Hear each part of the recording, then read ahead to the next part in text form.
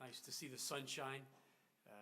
Nice to be in good health and to be here together to worship our God and our Savior.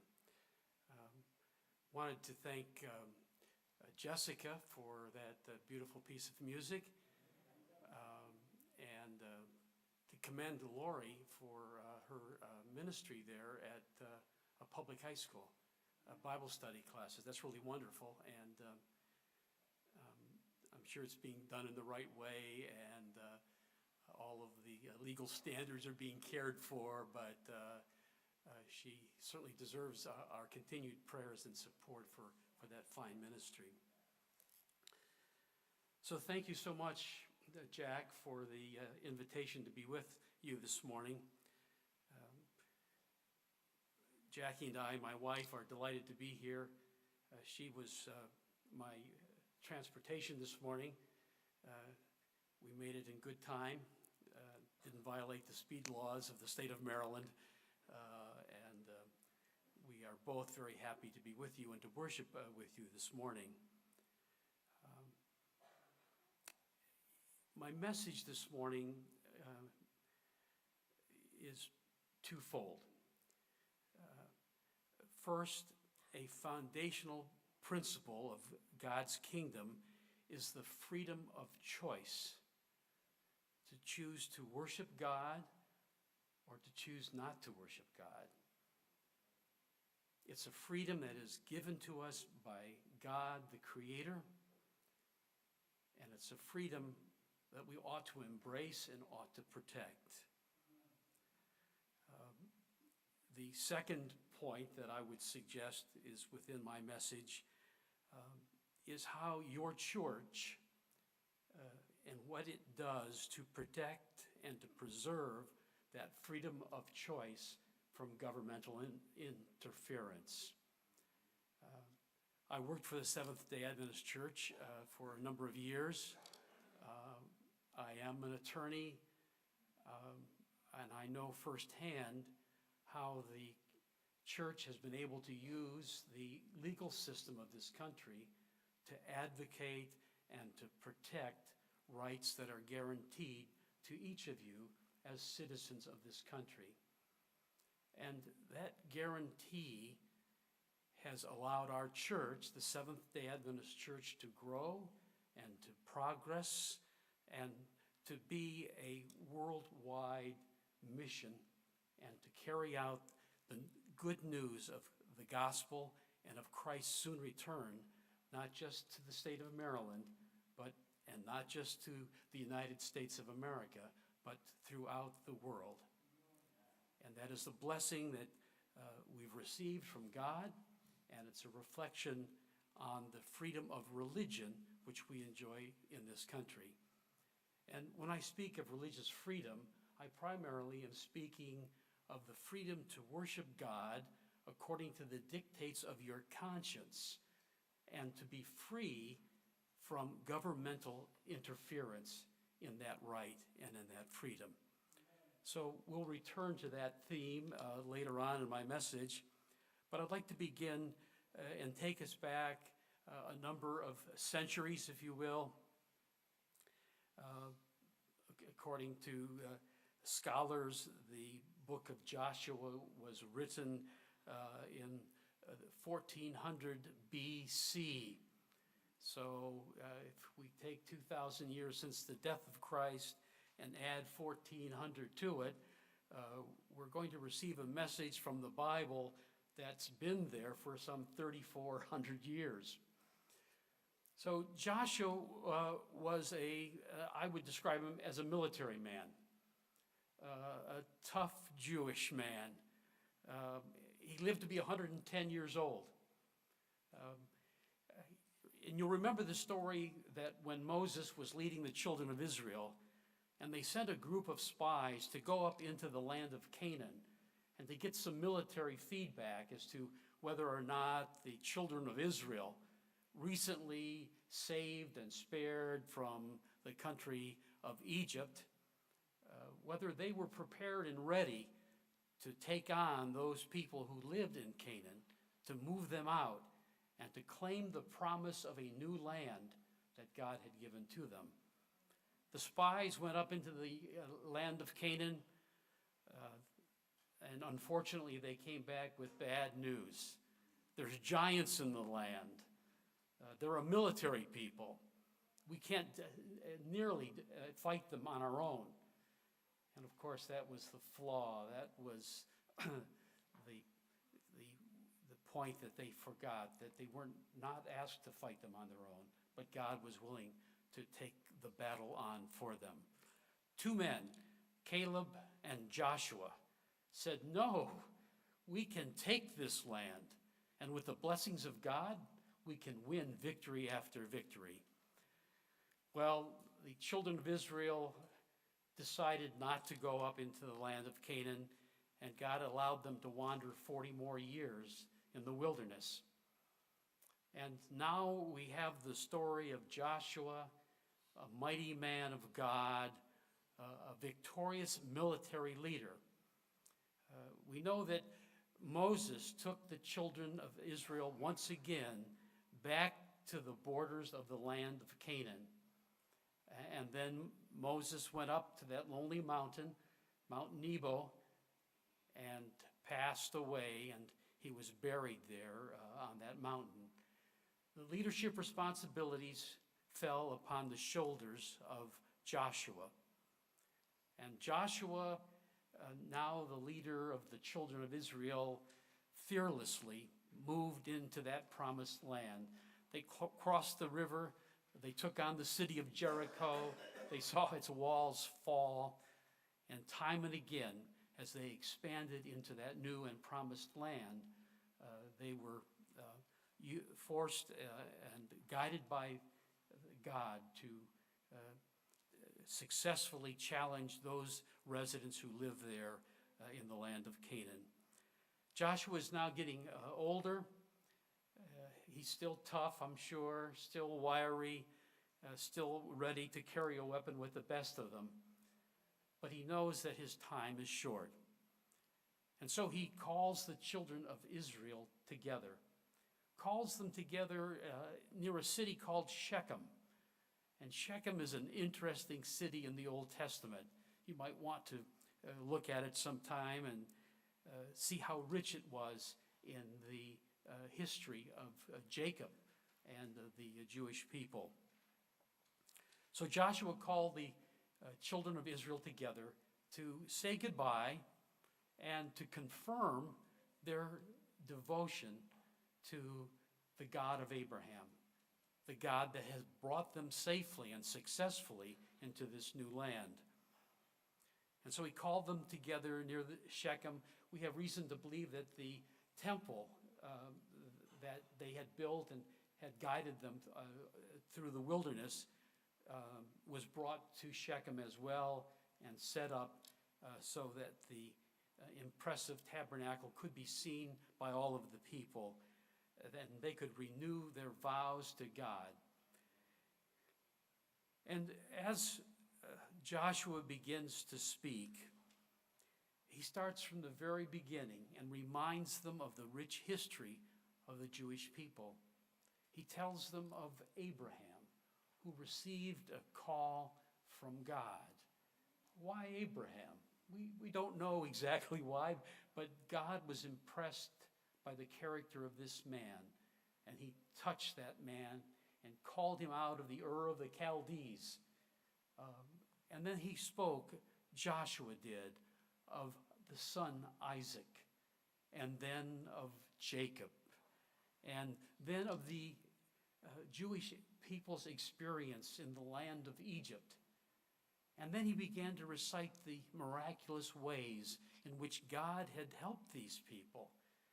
He sent Moses to lead them. They left Egypt.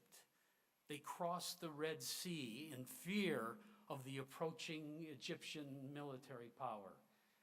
And that power was washed away when that dry path through the Red Sea was closed, when the sea closed again. And then he told them and reminded them of the care and guidance that Moses had provided. And then he recited the ways in which God had actually intervened and helped them to take over the land of Canaan. He reminded them of the ways in which nature was used. If it wasn't hornets defeating the enemy, if it wasn't hailstones defeating the enemy, if it wasn't the military might of the soldiers who were there fighting on behalf of Israel and God's guidance and support and power, then it was the fact that God allowed the sun to stand in the sky and to freeze in place so that they would have enough light to finish their battle against their enemies. Joshua reminded them of all of these wonderful ways in which God had led the children of Israel and how they had been blessed by his leadership. But then he said to them, and these were the words that were shared this morning in our scripture reading, and I'd like to read them to you again. And remember now, we're at the city of Shechem. We're in ancient Israel. We have a people that had been led by Moses and now have been led by Joshua, who took over the mantle of leadership when Moses died. And he's saying goodbye to these people. But he wants to leave them with this rich historical account of who they are and where they came from, and to encourage them to relate and to establish a relationship, a continuing relationship with God. And so he says in Joshua 24, verses 14 and 15, and this is his challenge. This is a military man, but a man with a loving heart who wants to see these people that he has led for so many years continue in the grace of God. Now, therefore, fear the Lord. Serve him in sincerity and in truth, and put away the gods which your fathers served on the other side of the river. Those would be the gods of Abraham. And in Egypt, serve the Lord, and if it seems evil to you to serve the Lord, and here are the words that are so important, choose for yourselves this day whom you will serve, whether the gods which your fathers served that were on the other side of the river, or the gods of the Amorites in whose land you dwell. But as for me and my house, we will serve the Lord. So that's the challenge this morning. Will we serve the Lord? Will we choose to serve the Lord? It's an amazing situation when you picture what Joshua has said to these people. God, through his leadership, has given them basically a turnkey situation. They have cities now which they can move into. They have homes that are ready built that they can move into. The crops have been planted. The olive trees have been grown. All of these have been given to them by a loving and by an all-powerful God. And yet here we have a spokesman for God reminding us through the centuries that God gives us the choice whether to love and to worship him or not. And that is such a precious and wonderful freedom. Without that freedom of choice, God, I suppose, could dictate to us, you must love me, you must worship me. But what kind of a love and what kind of a worship would it be if these were imposed by the all-powerful God which we serve? So clearly the message from Joshua to us today is we have the freedom to choose. And it's this great freedom that God has given to us. It's a gift. It's something that is precious to us and something that we need to embrace. Let's take a look a little bit of how that freedom of choice has played out in the Bible, for example. We have the story of our parents from the Garden of Eden. God placed a tree, the tree of good and evil, in the Garden of Eden, gave our first parents all of the beauty, all of the animals, all of the greenery, all of the growth, all of the perfection, right from the hand of God, were now available to Adam and Eve. And he only imposed one obligation, only one command. Please do not eat from the tree of good and evil.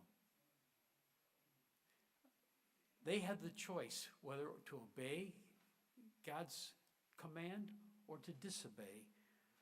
Sadly, they chose on their own to reach out and to take the fruit, to eat it. And you can almost sense at that very moment that something had changed. In a moment, in the twinkling of an eye, as that verse says, all had changed. All of creation had changed. And now our parents, our biblical parents, our parents from the Garden of Eden had made the choice that was freely given to them. They chose not to obey God's command.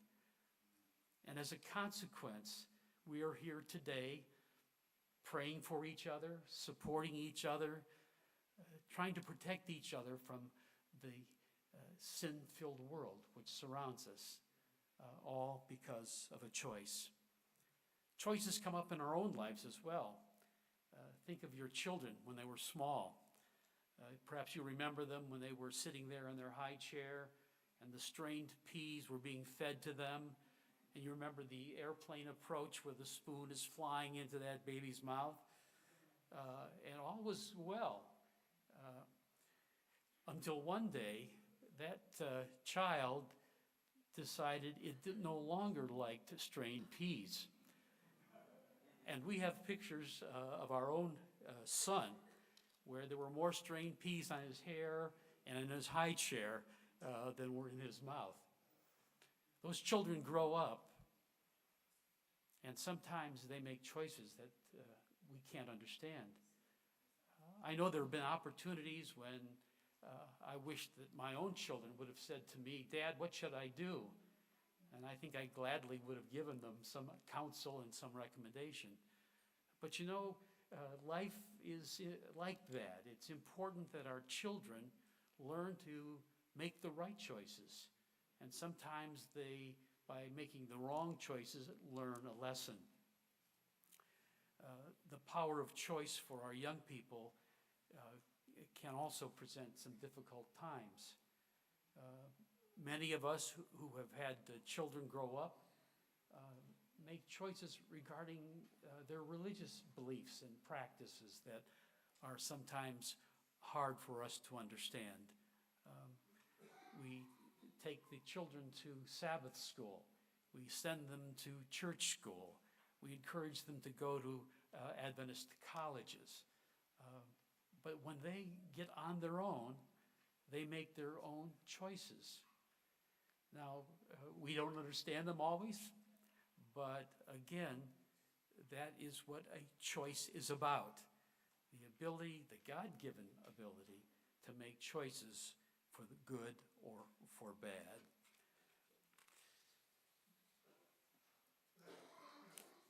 I'd like to share with you a message, a quote from Steps to Christ. Ellen White puts it this way: the government of God is not, as Satan would make it appear, founded upon a blind submission and unreasoning control. It appeals to the intellect and the conscience. Come now and let us reason together is the Creator's invitation to the creatures that he has made. God does not force the will of his intelligently given information. A mere forced submission would prevent all real development of mind or character.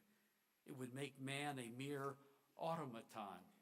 Automaton, a Victorian word for robot. Mrs. White continues, such is not the purpose of the Creator.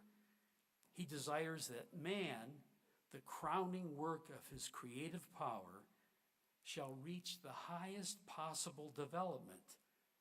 He invites us to give ourselves to him, that he may work his will in us. It remains for us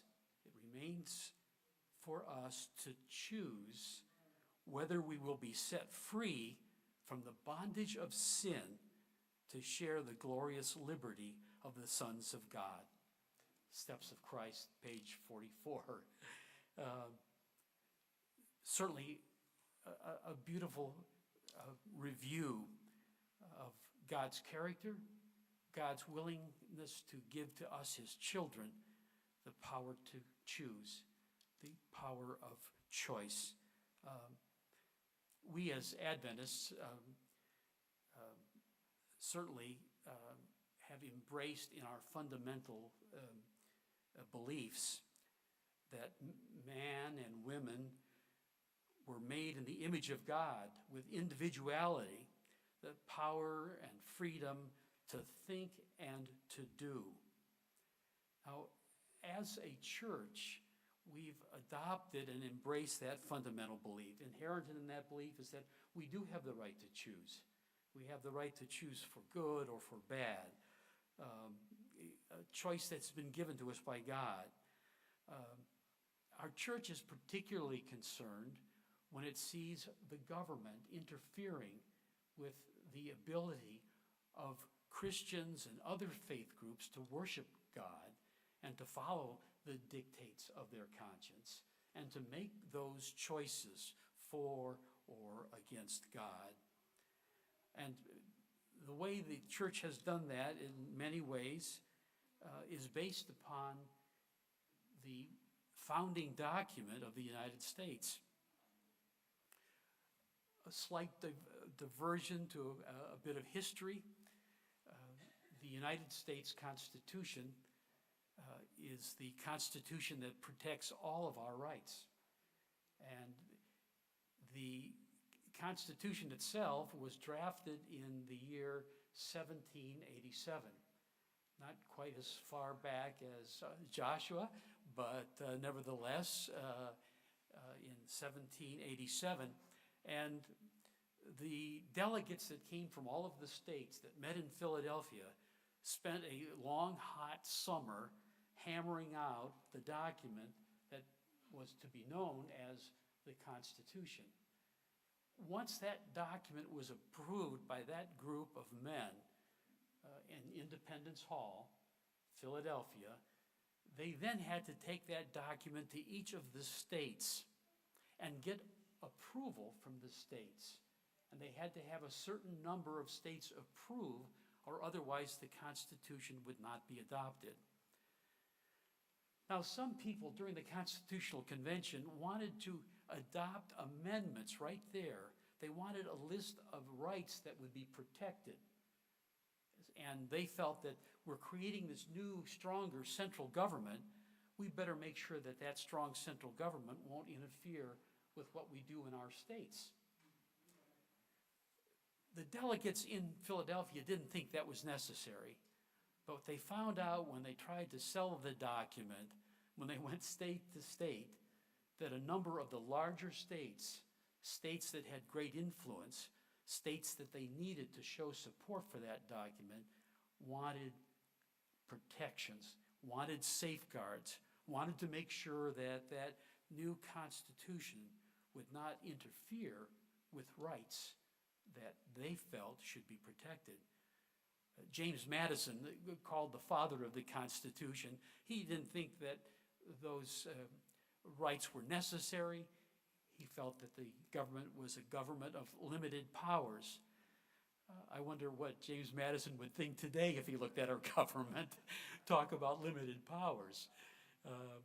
But he did not think it was necessary.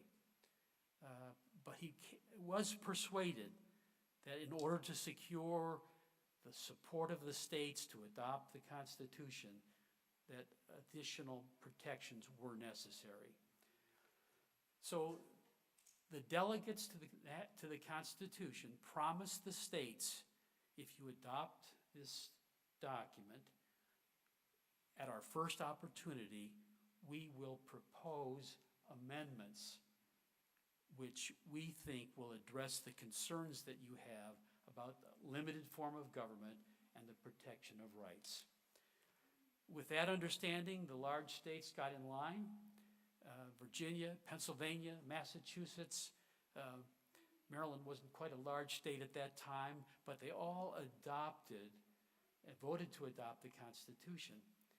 And James Madison, young, slight build lawyer from the state of Virginia, at the first Congress under the new government, introduced 12 proposals, 12 amendments, 12 what we know today, which became the Bill of Rights. And the very first of those rights, which were guaranteed to all Americans, was found in the First Amendment. And here are these 16 words.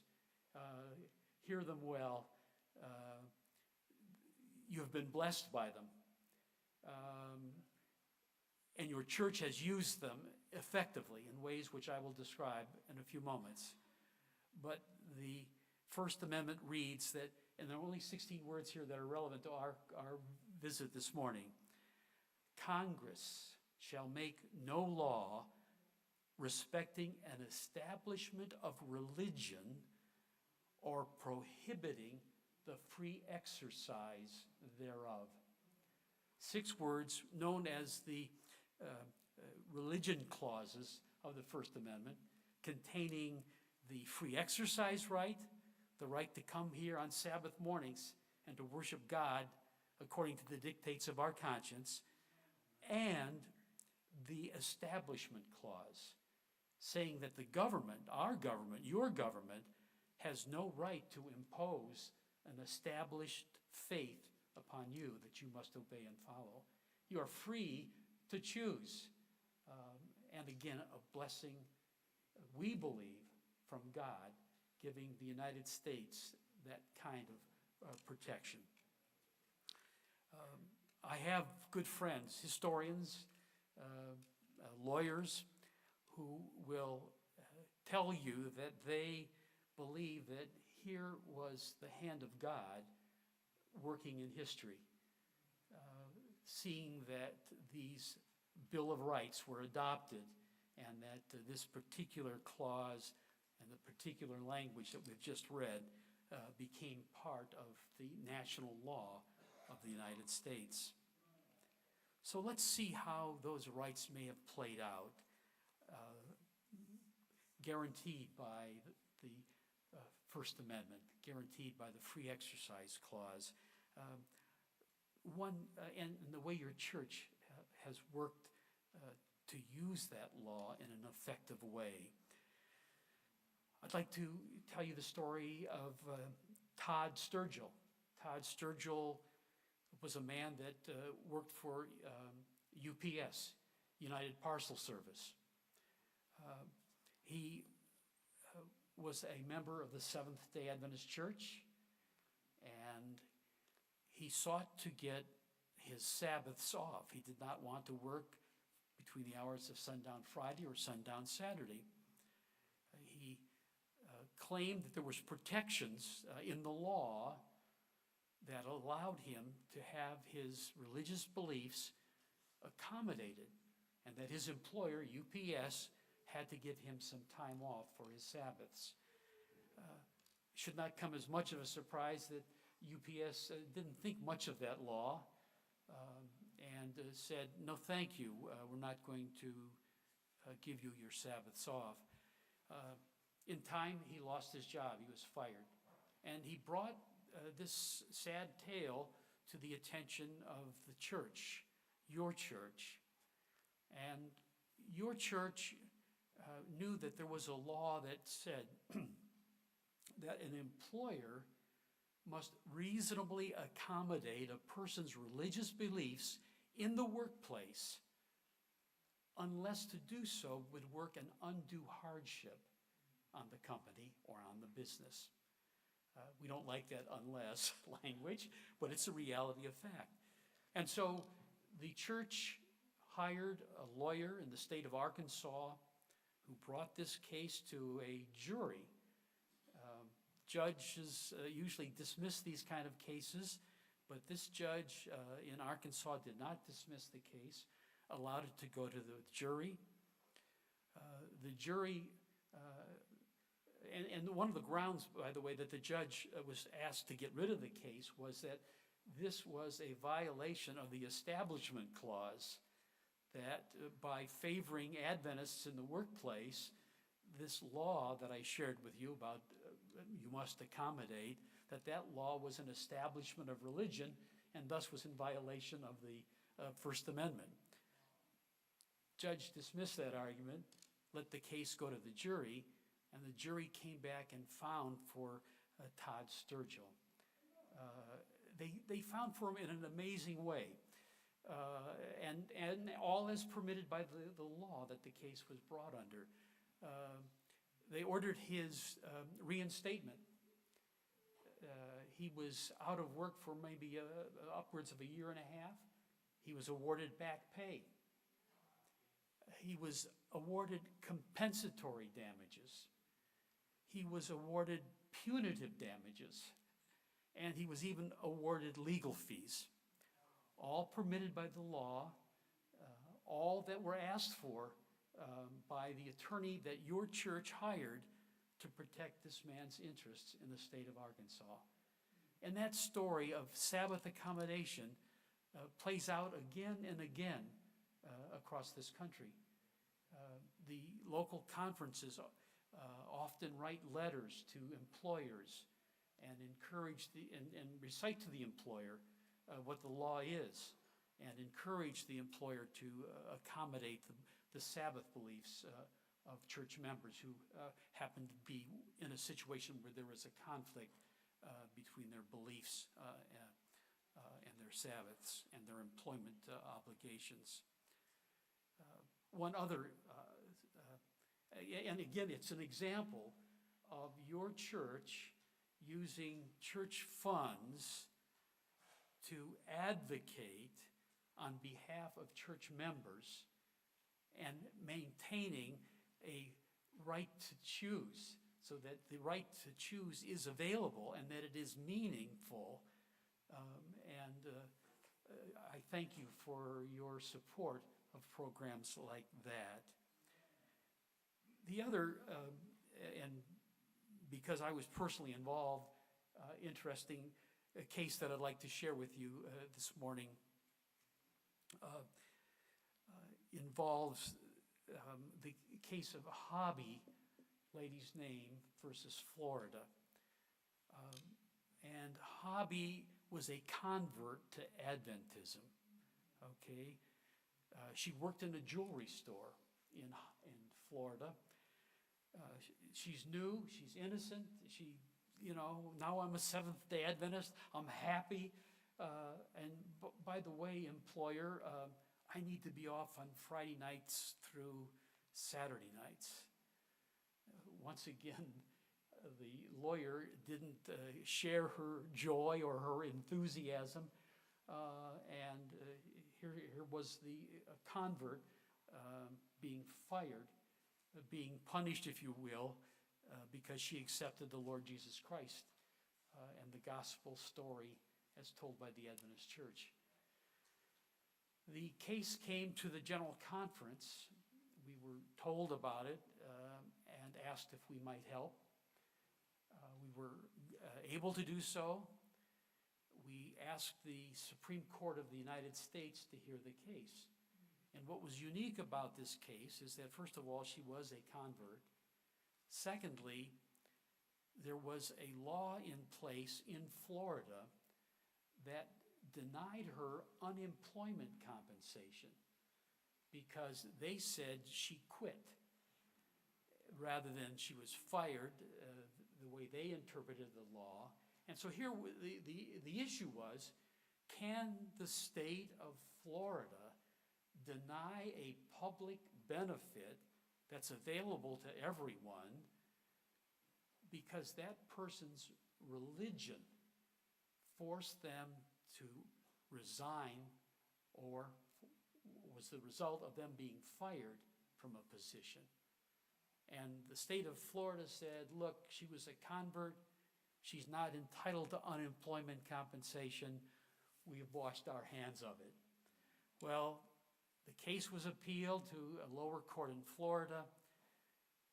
The matter was brought to our attention in Tacoma Park, Maryland at that time, and we proceeded to ask the U.S. Supreme Court to review this case.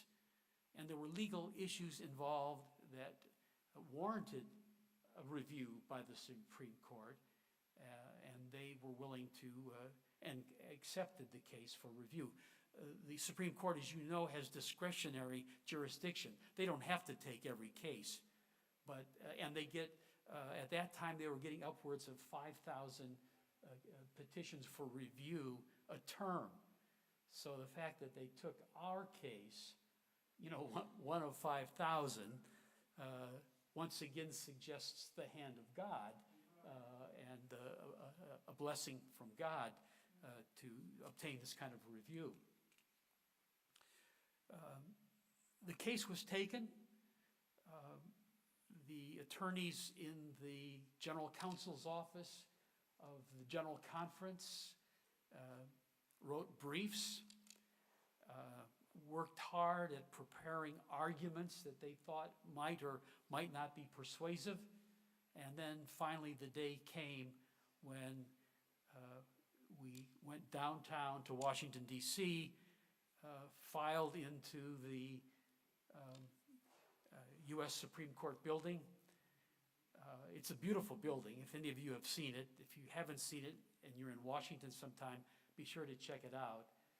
One lawyer who walked into the newly built Supreme Court building, it's been there a number of years, but that lawyer said that he felt like a beetle walking into the temple of Karnak.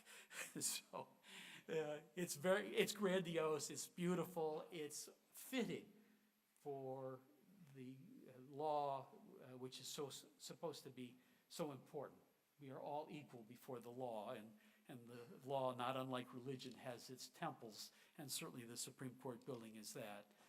So the parties are given 1 hour, divided 30 minutes by the appellant, which we were. We represented Paula Hobby to the Supreme Court, and 30 minutes were given to the Attorney General of the state of Florida. So the justices all walked in. The clerk intones, all rise, and everybody stands up, and then we sit down, and Chief Justice Rehnquist, who was alive at that time and who was the Chief Justice, said, Mr. Carson, you may proceed. And he didn't call me Wally, okay. But nevertheless, it was an opportunity for me then to go, and I had 30 minutes of time to make my arguments upon Paula Hobby's case. What was novel is there was a new justice sitting on the far right. They sit by tradition, and that was Justice Antonin Scalia. That was his first term as a Supreme Court justice. Justice Marshall was on the left, another unique personage there on the Supreme Court. And so I had 30 minutes, and I began making I had the argument, outlined exactly how I was going to proceed. But you never have the luxury of getting through your outline, because once you start making that argument, the judges are free to start questioning you. And they don't have your outline, and they don't know when you're going to get to that point, and they just pop in, and they may be at the end of your outline. And so they tell me that it's wise that if the judge takes you to the end of your outline, that you go to the end of your outline and you answer your question, and you don't tell the judge, well, hold on, Judge, I'll get to that in a few minutes. It went very well. There were good questions back and forth. And at the end of the argument, on behalf of Paula Hobby, I had 10 minutes left. So my argument lasted about 20 minutes, and I had 10 minutes left, and I sat down. And the state got up, the Attorney General's office made their argument. They don't get rebuttal time. The appellant does. I had time left. I heard nothing from the Attorney General's office that was unique or special that had not already been addressed in the arguments that I had made. And so I basically got up again and said, Mr. Chief Justice, and may it please the court, the appellant's rest. Had nothing more to add. Well, as I walked out of the courtroom, along with all of the other people who had been there that day to watch the Supreme Court, two people came by and specifically said things to me that I still remember today. One lady came by and she said, Mr. Carson, she said, I was praying for you throughout your entire argument. A blessing.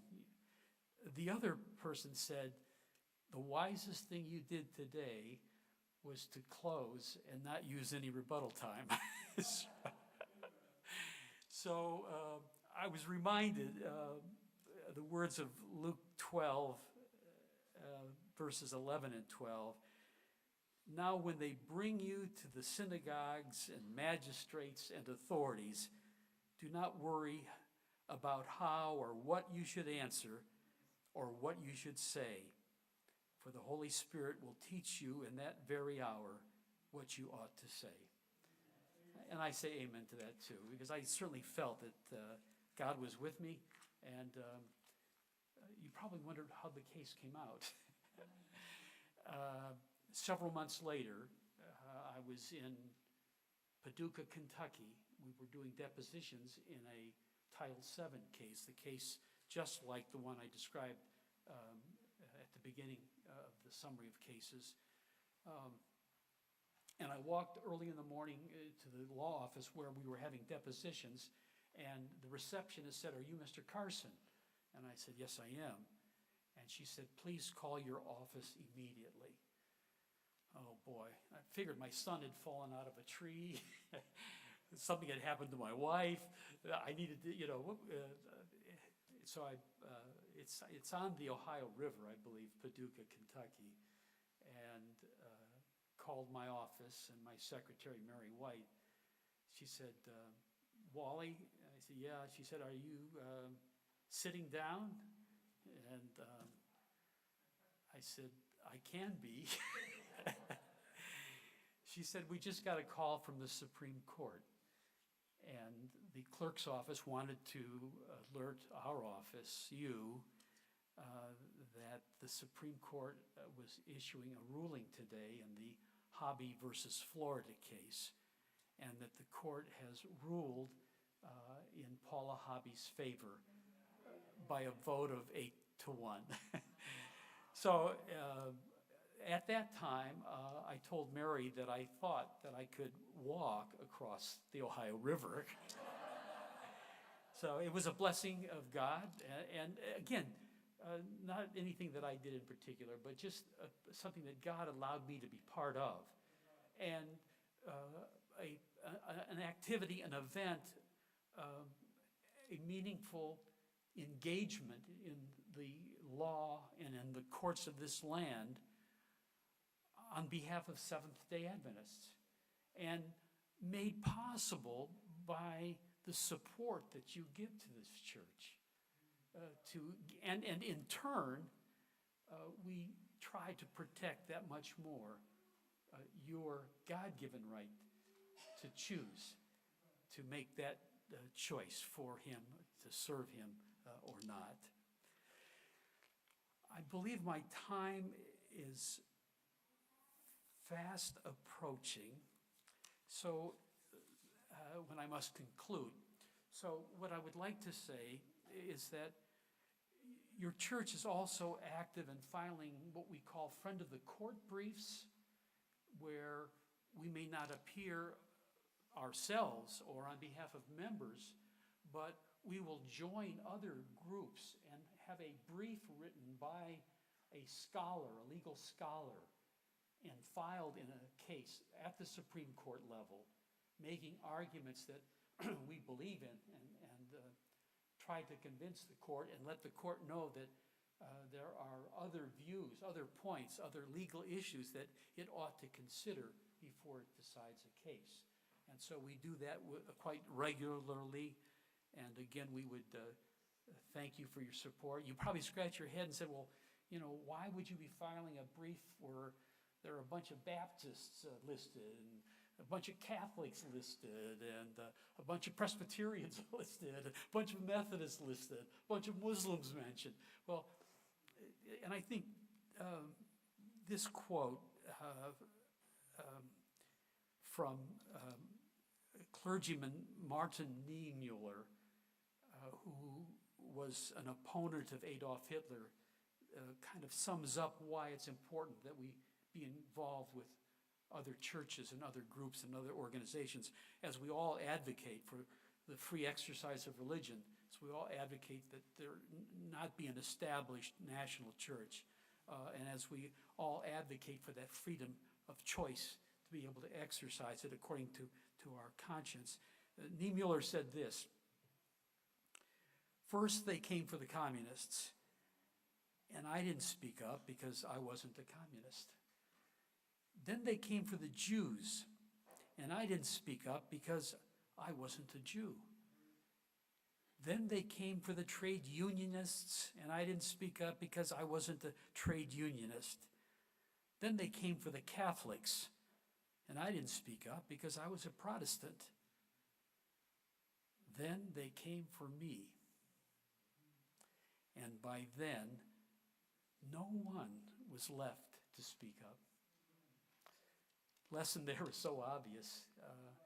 We are in this world. We are part of this world. We are unique and separate and a witness to this world. But we share many things with this world. And I think the church's involvement with these groups and these coalitions has been positive over the years, and has stood the church and our teachings well. So in closing, and I thank you for the chance to be with you this morning. And Jack, thank you for the invitation. I'm retired now. My wife is retired. And opportunities like this bring certainly a joy to us to get out and to visit with the good people that make up our church. So in closing, Christ came not to guarantee everyone's salvation.